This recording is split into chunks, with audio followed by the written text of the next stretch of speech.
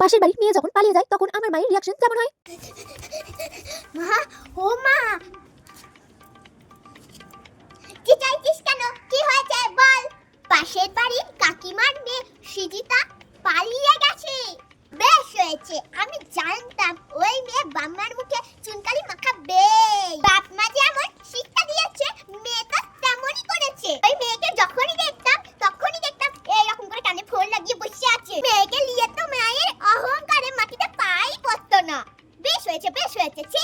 ছেলে মেয়েকে কিভাবে মানুষ করতে হয় আমাকে দেখে সবারই শেখা উচিত। আমার পারমিশন ছাড়া আমার ছেলে মেয়েরা হাত দিয়ে মুততেও যায় না।